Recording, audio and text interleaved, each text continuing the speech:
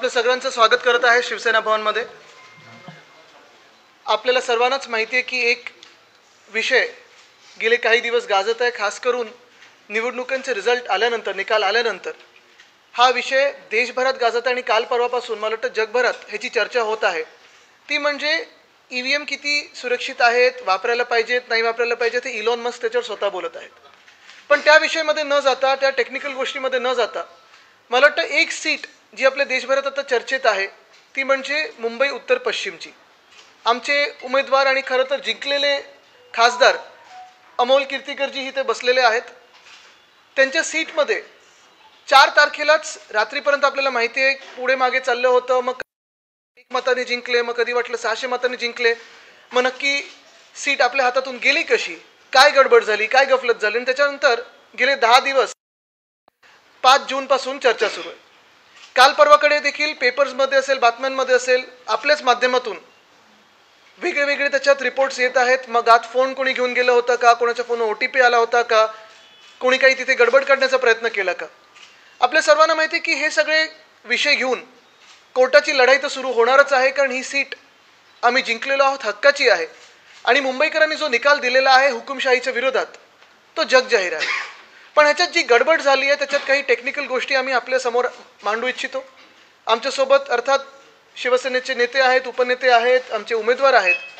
पण आज अनिल परब साहेब आपल्याला सर्वांना सांगणार आहेत की काय नक्की झालं तिथे, आणि ह्या निवडणुकीच्या निकालावर आणि निवडणूक आयोग जी आम्ही आधीपासून म्हणजे ह्याच गोष्टीत नाही तर आमच्यासोबत जो निकाल दिला गेला होता, आमच्याबाबत जो निकाल दिला गेला होता, पक्षाच्या बाबत असेल, चिन्हाच्या बाबत असेल, आम्ही सांगितलं होतं की EC म्हणजे इलेक्शन कमिशन नसून एंटायरली कॉम्प्रोमाइज्ड हे असं आहे। देशात काही काही नेते असंही बोलले होते की ते कुठच्या कोणाच्या पक्षाच्या ऑफिसमधून चालतं का, हे देखील संशय होते।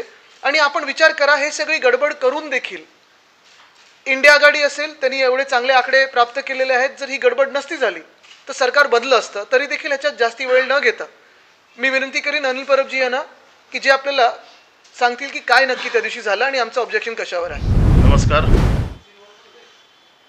आपण सगळ्यांना माहिती आहे की 4 जूनला जो निकाल लागला आणि त्यात शिवसेनेचे आमचे अधिकृत उमेदवार अमोल कीर्तिकर यांचा 48 मतांनी पराभव झाला। हा पराभव अतिशय संशयास्पद आहे, ज्याच्यावरती आम्ही कोर्टात तर जातोच आहोत, परंतु त्या अगोदर सगळ्या जनतेला कळावं की नेमकं काय झालं आणि आमचं म्हणणं काय आहे, यासाठी आज आम्ही आपल्यासमोर आलेलो आहोत। निवडणुकीची एक प्रक्रिया असते आणि ह्या प्रक्रियेद्वारे निवडणूक होत असते। ह्या निवडणुकीच्या प्रक्रियेला पूर्णपणे हरताळ फासलेला आहे। निवडणुकीची प्रक्रिया ही डावलली गेली आहे।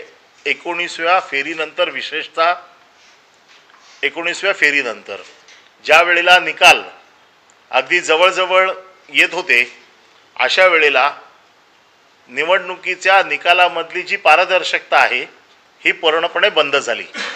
सर्वसाधारण आपल्याला माहिती आहे की कुठल्याही मतदानाचा एखादा राऊंड पूर्ण झाला, एक फेरी पूर्ण झाली की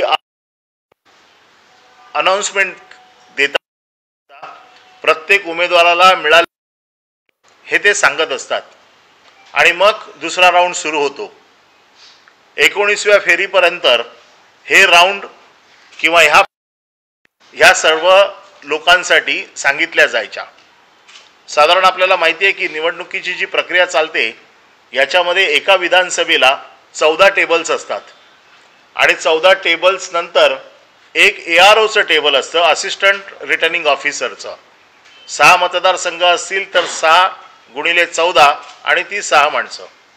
प्रत्येक वेळेला मी बघितलेलं आहे, मी निवडणुकीच्या या कामामध्ये बरेच वर्ष काम करतोय आणि AROचं टेबल असतं, तिकडे एक पक्षाचा प्रतिनिधी असतो AROच्या टेबलवरती, कारण ही 14 टेबलवरची मतं ज्या वेळेला AROच्या टेबल्सला जातात त्यावेळेला ती सगळ्या लोकप्रतिनिधींचे जे प्रतिनिधी असतात उमेदवाराचे, त्यांच्यासमोर ती टॅली केली जाते आणि मग ती AROकडे जाते।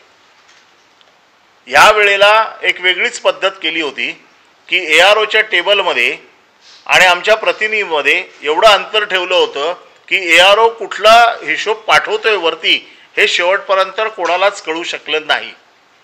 19व्या फेरीपर्यंत राऊंड कळत होते, त्यामुळे आम्हाला लिहिता येत होते की बाबा प्रत्येक फेरीमध्ये किती मतं पडली आहेत.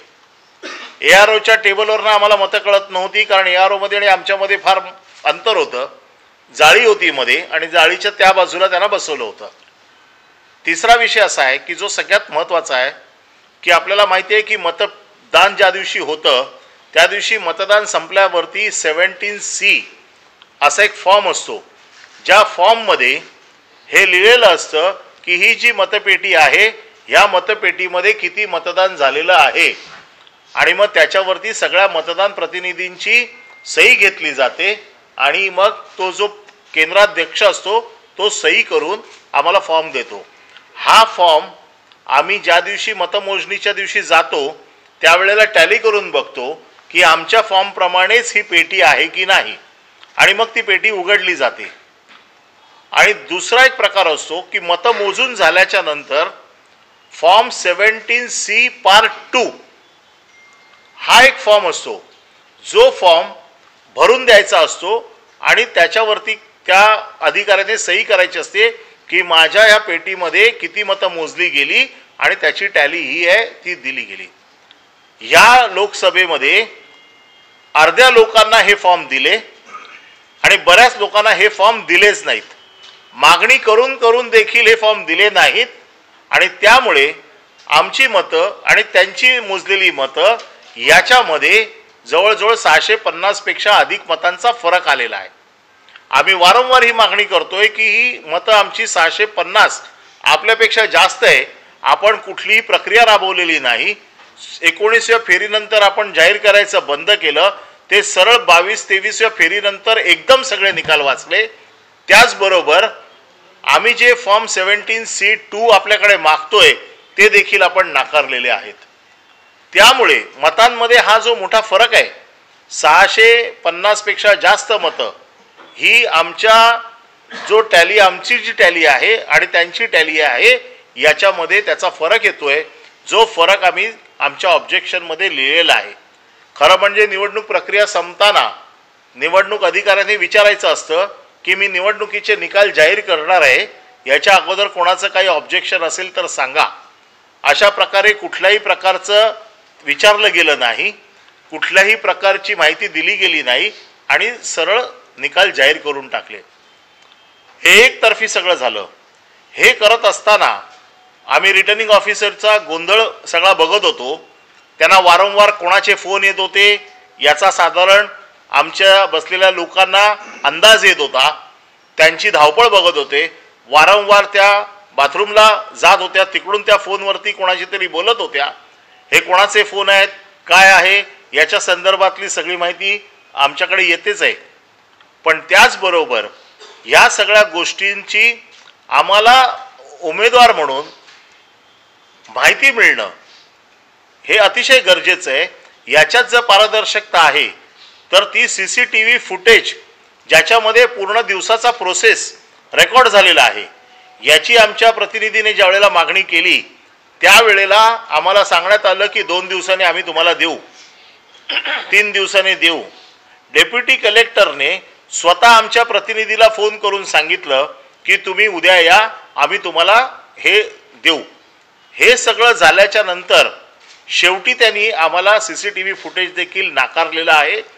CCTV फुटेज नाकारताना त्यांनी कारण दिलं आहे की निवडणूक प्रक्रिया संपलेली आहे, आम्ही सील केलेली आहे, आता कोर्टाच्या आदेशाशिवाय आम्ही देऊ शकत नाही. जर पारदर्शकता आहे तर CCTV फुटेज द्यायला काही हरकत नाही. आज जो मोबाईल आतमध्ये वायकरांचे नातेवाईक पडलेकर यांनी जो वापरला याच्या बाबतीतली माहिती आमच्याकडे पूर्णपणे आहे.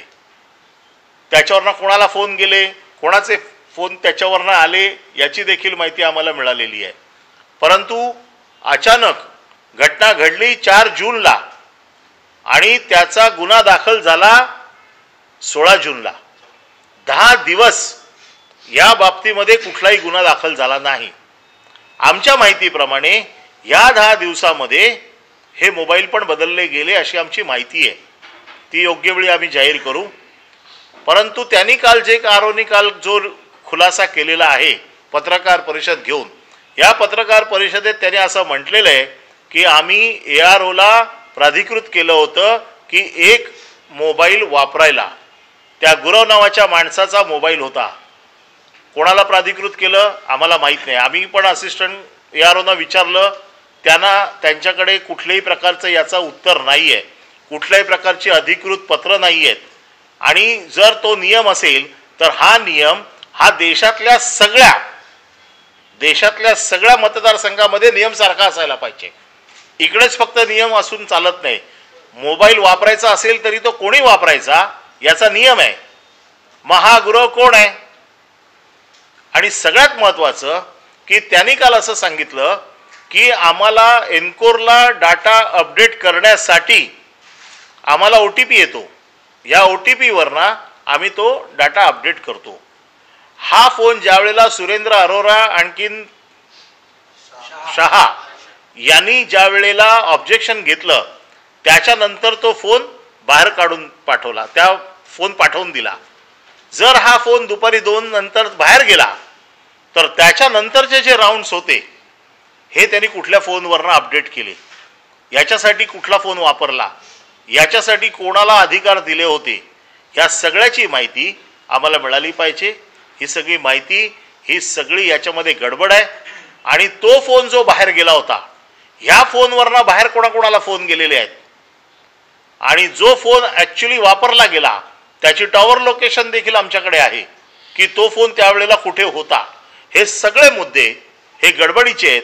हा विजय, हा आमचा झालेला विजय, त्यांनी सरकारी यंत्रणेचा गैरवापर करून त्यांनी हा विजय आमच्याकडनं हिरावून घेतलाय. आरोनचा पूर्व इतिहास तुम्ही तपासून बघा. आरोनच्या वरती कुठले गुन्हे आहेत, कुठल्या केसमध्ये त्या सस्पेंड झालेल्या आहेत, कुठल्या केस, भ्रष्टाचाराची किती प्रकरणं त्यांची सरकारकडे पेंडिंग आहेत, हे सगळं या निमित्ताने तपासून बघितलं पाहिजे.